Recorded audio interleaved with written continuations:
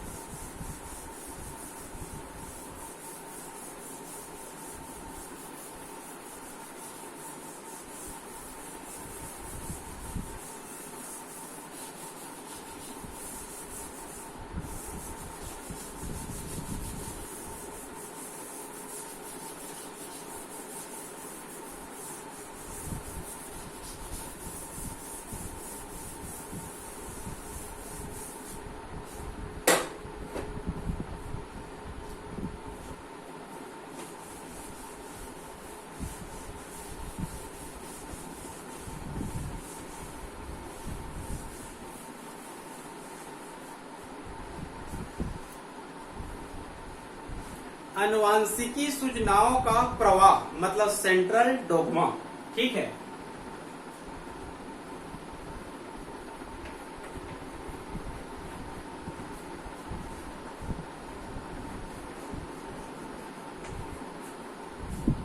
एक बार इसको नीट में भी पूछा गया था। ठीक है, और इसका उत्तर एक पेज में एक ही ऑप्शन था, क्योंकि बड़ा बड़ा ऑप्शन था इसका। ठीक है, तो इसका मैं आप लोगों को बहुत ही एक लाइन में बताता हूं, ये बहुत ही सिंपल है।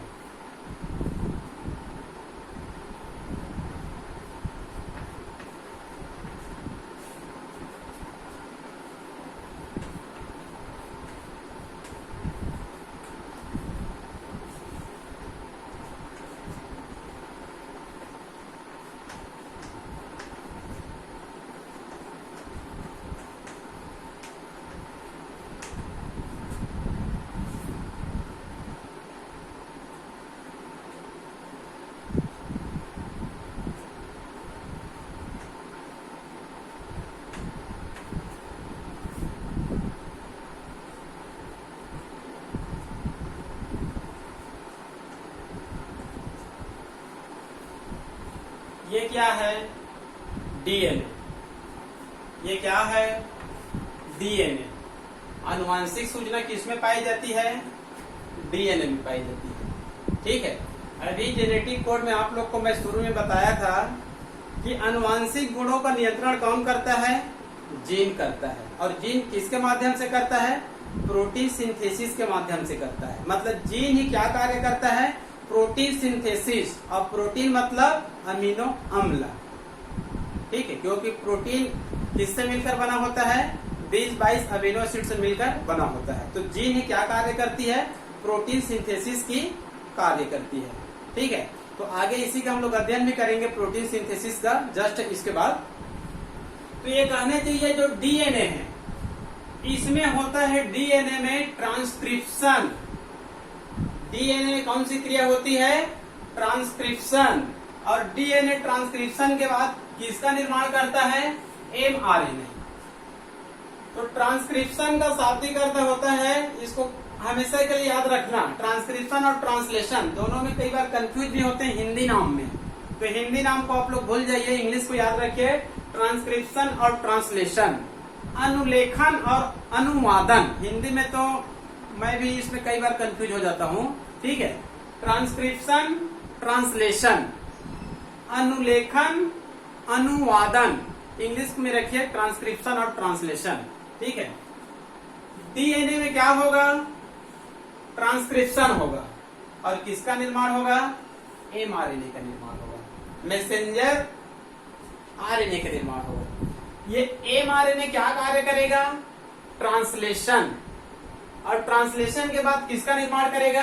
Protein synthesis. यही कहना चाहिए सेंट्रल डोग्मा है एक लाइन में। मतलब डीएनए ट्रांसक्रिप्शन की क्रिया द्वारा mRNA का निर्माण करता है और mRNA ट्रांसलेशन के बाद प्रोटीन का निर्माण करता है। यही है आप लोगों का आनुवांशिक सूचनाओं का प्रवाह, central dogma. Clear?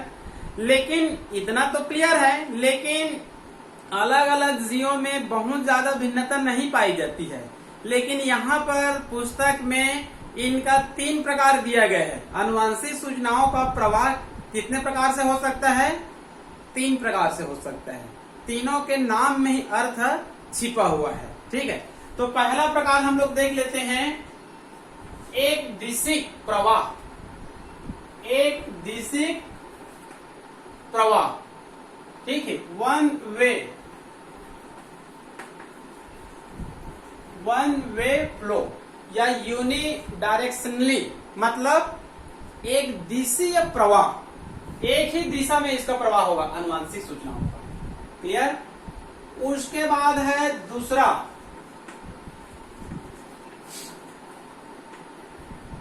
Circular flow या साइक्लिक से बना हुआ है, चक्र से बना हुआ है। ठीक है, और तीसरा है रिवर्स ट्रांसक्रिप्शन।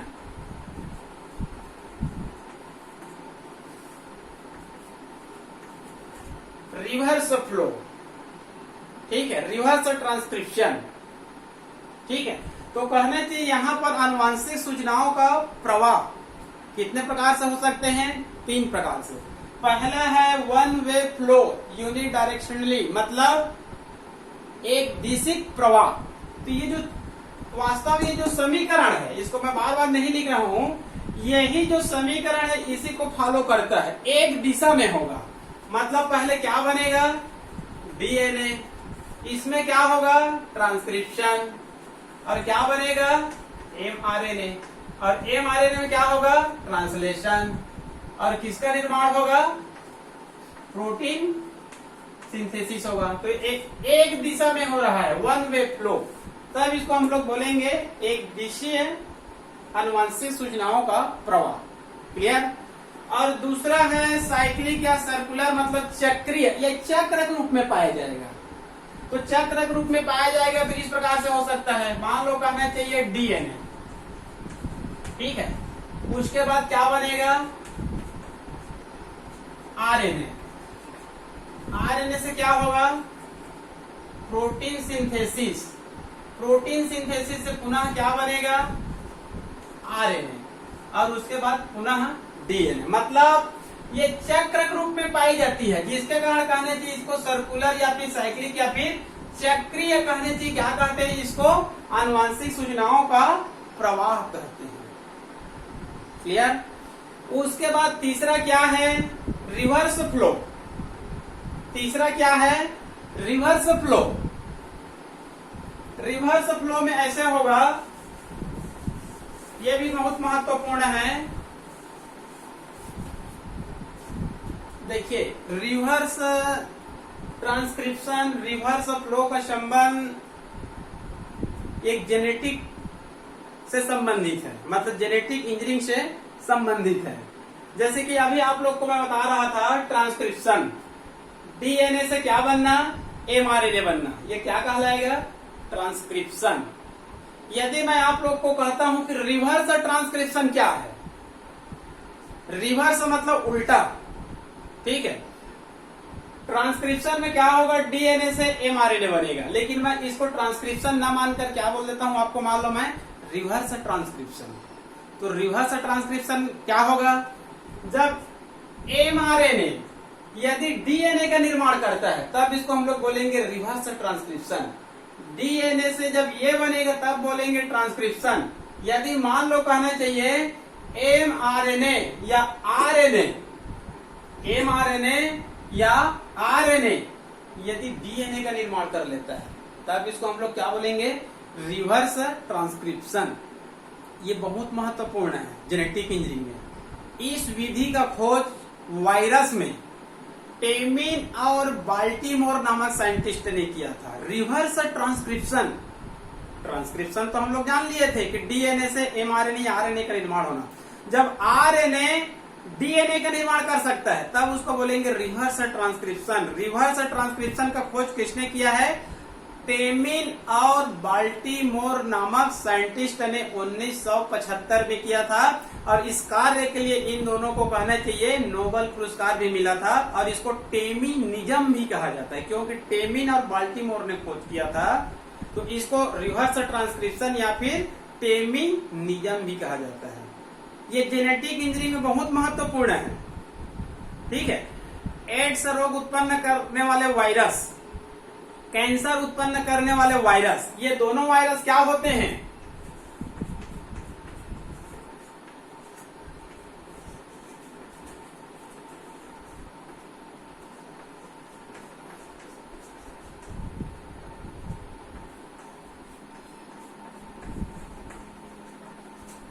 एड्स उत्पन्न करने वाले और कैंसर उत्पन्न करने वाले ये दोनों वायरस क्या होते हैं? आरएनए होते हैं, सिंगल स्ट्रैंड। ठीक है, तो इन वायरसों में ही टेमिन और बाल्टीमोर ने रिवर्स ट्रांसक्रिप्शन का अध्ययन किया था। मतलब ये दोनों वायरस आरएनए हैं, ये दोनों वायरस क्या है? आरएनए हैं, लेकिन ये आरएनए किसका निर्माण कर सकता है?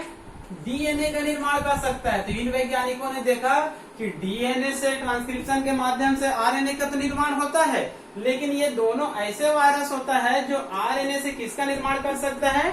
डीएनए का निर्माण कर सकता है। तब इसको क्या कहा गया? Reverse transcription. और ऐसे वायरसों को क्या कहा गया? Retro virus. और ये दोनों वायरस बहुत ही क्या है? डेंजर होते हैं। मतलब आरएनए से डीएनए का बनना वैसे जनरली तौर पर संभव नहीं होता है, लेकिन इन दोनों में ये गुण पाया जाता है। क्लियर? तो रिवर्स फ्लो का बता रहा हूं मैं। रिवर्स फ्लो में क्या होगा? पहले मान लो क्या है, इसमें आरएनए है। रिवर्स फ्लो में क्या होगा? पहले आरएनए है, तो इसमें क्या होगा? रिवर्स ट्रांसक्रिप्शन होगा, और क्या बनेगा? डीएनए। ये आरएनए है, ठीक है, रिवर्स फ्लो में ये आरएनए रिवर्स ट्रांसक्रिप्शन करेगा। क्या करेगा? रिवर्स ट्रांसक्रिप्शन करेगा और डीएनए बना देगा। ठीक है, फिर ये डीएनए आगे चलकर ट्रांसक्रिप्शन करता है और आरएनए का निर्माण करता है, और इसके बाद क्या होगा? इसमें ट्रांसलेशन, और इसमें क्या होगा? Protein synthesis. तो इसको हम लोग बोलते हैं रिवर्स फ्लो, रिवर्स ट्रांसक्रिप्शन से रिलेटेड है। क्लियर? मतलब पहले आरएनए बनेगा, ये रिवर्स ट्रांसक्रिप्शन से डीएनए बनेगा, और डीएनए पुनः कहना चाहिए ट्रांसक्रिप्शन से आरएनए बनाएगा या एमआरएनए बनाएगा, और इसमें ट्रांसलेशन होगा और प्रोटीन का निर्माण होगा। और वन वे फ्लो मतलब एक दिशा में होगा। क्लियर? और ये कहना चाहिए जो चक्री में पहले क्या बनेगा? डीएनए, फिर ऐसे आरएनए, फिर उसके पश्चात प्रोटीन सिंथेसिस, उसके बाद आरएनए, फिर उसके बाद डीएनए, मतलब एक चक्र के रूप में बनेगा। तब इसको हम लोग बोलेंगे सर्कुलर। ठीक है, और वन वे और रिवर्स फ्लो। तो कुल मिलाकर ये क्या है? सेंट्रल डोग्मा, मतलब आनुवांशिकी सूचनाओं का प्रवाह। क्लियर? ये बहुत ही सिंपल है। ठीक है जी। इसके बाद हम लोग पढ़ेंगे प्रोटीन सिंथेसिस, तो होगा आगे चलकर। तो प्रोटीन सिंथेसिस का कहना चाहिए हम लोग पहले कंपोनेंट से पढ़ेंगे, मतलब प्रोटीन सिंथेसिस के लिए क्या क्या संगठन, क्या संगठित पदार्थ होना चाहिए। उसके बाद पढ़ेंगे प्रोटीन सिंथेसिस। प्रोटीन सिंथेसिस बहुत ही महत्वपूर्ण है। ये सब प्रोटीन सिंथेसिस से ही रिलेटेड है। ठीक है, क्योंकि प्रोटीन सिंथेसिस शाब्दिक अर्थ होता है डीएनए। हमारे शरीर में डीएनए होता है, आनुवांशिक पदार्थ होता है। इसमें क्या होता है? आनुवांशिकी सूचना। इसमें ट्रांसक्रिप्शन होगा और एमआरएनए बनेगा, एमआरएनए में ट्रांसलेशन होगा और प्रोटीन सिंथेसिस होगा। केवल एक लाइन में है ये। इसको बोलने में कहने चाहिए केवल आधा मिनट लगता है, लेकिन पूरी तरीका से पढ़ेंगे प्रोटीन सिंथेसिस तो पूरे कहने चाहिए कई घंटे का चैप्टर है। ठीक है, तो कई घंटे हम लोग नहीं पढ़ पाएंगे, एक सुटेबल रूप से आधे घंटे के रूप में उसको समाप्त करेंगे। ठीक है जी। तो यह हो गया आप लोगों का सेंट्रल डोग्मा। अब देखेंगे प्रोटीन सिंथेसिस तो होगा, लेकिन उससे पहले उसमें क्या क्या संगठित पदार्थ होना चाहिए उसका अध्ययन करेंगे आपके सिलेबस के अनुसार।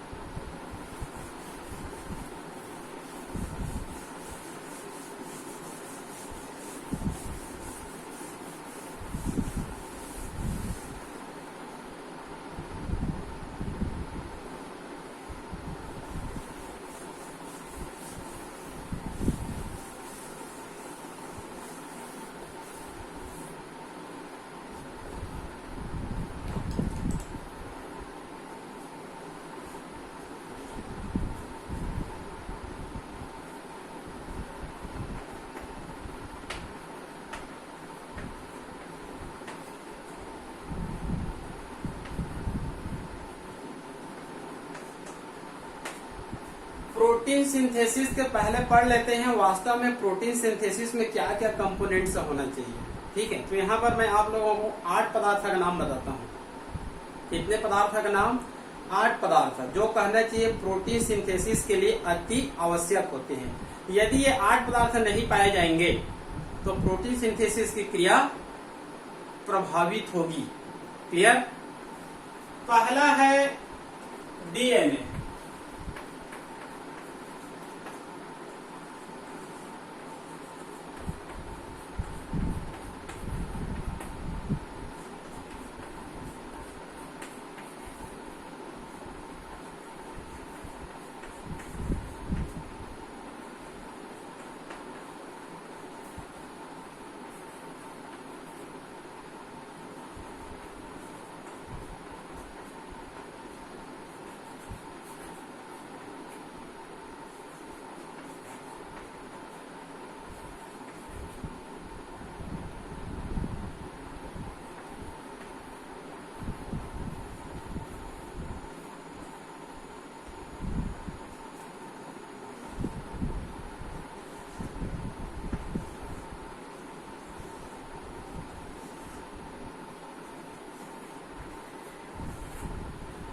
लगभग 8-9 पदार्थ पाए जाते हैं प्रोटीन सिंथेसिस के लिए।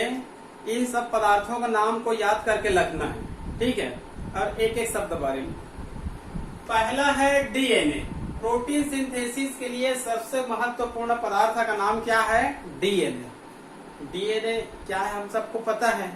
डीएनए क्या है? ये अनुवांशिक पदार्थ है जिसमें क्या पाई जाती है? अनुवांशिकी सूचना। और इसमें जो अनुवांशिकी सूचना पाई जाती है उसी अनुवांशिकी सूचना को एमआरएनए वहां से लाएगा और कहा ले जाएगा? राइबोसोम में ले जाएगा। क्लियर? तो दूसरा है एमआरएनए। दूसरा है एमआरएनए। एमआरएनए एक ऐसा आरएनए होता है, मतलब एक मैसेंजर आरएनए होता है जो डीएनए में पाए जाने वाले अनुवांशिकी सूचना को वहां से लाता है और कहा ले जाता है? राइबोसोम में ले जाता है। क्लियर?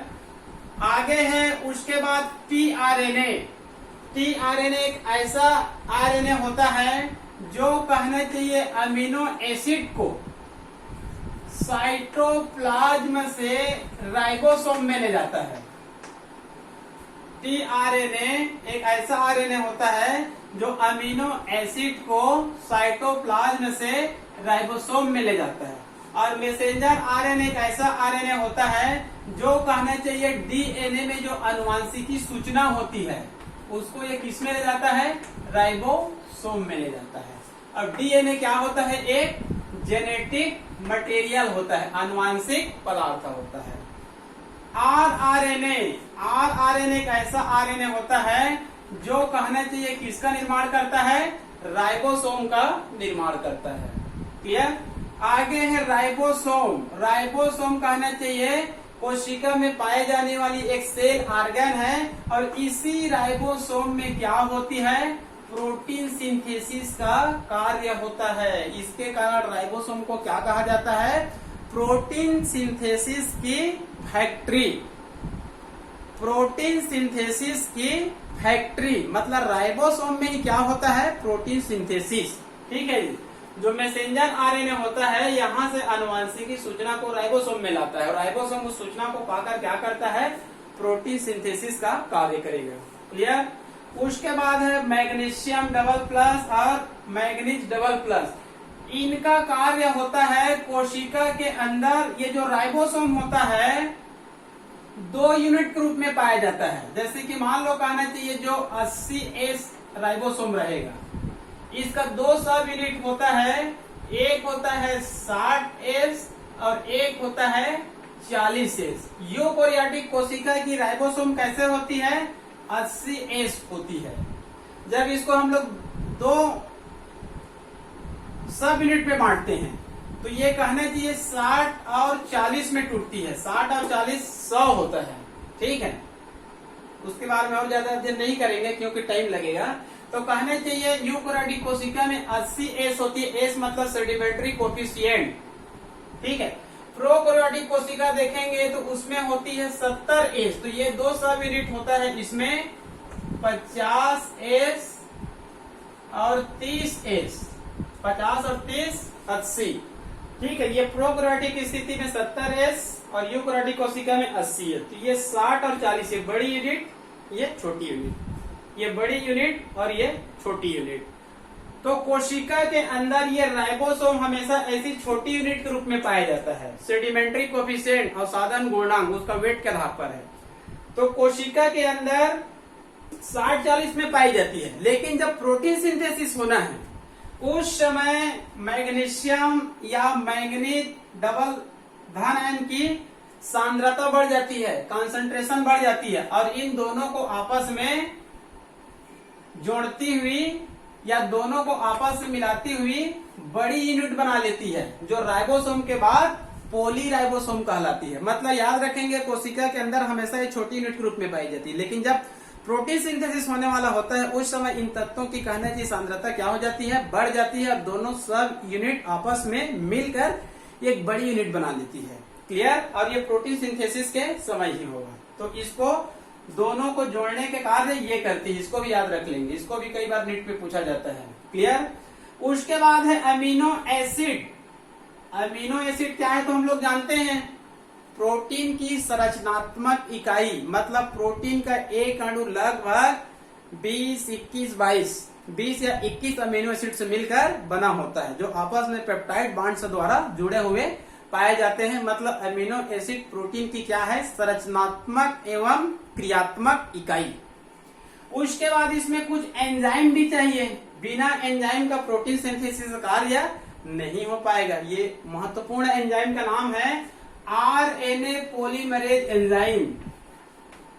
RNA पॉलीमरेज एंजाइम ये महत्वपूर्ण है। इसको भी कई बार 12वीं के ऑब्जेक्टिव में पूछा गया है। प्रोटीन सिंथेसिस के लिए कौन सी एंजाइम की आवश्यकता पड़ती है? तो RNA polymerase enzyme. DNA polymerase enzyme नहीं, DNA तो अलग है।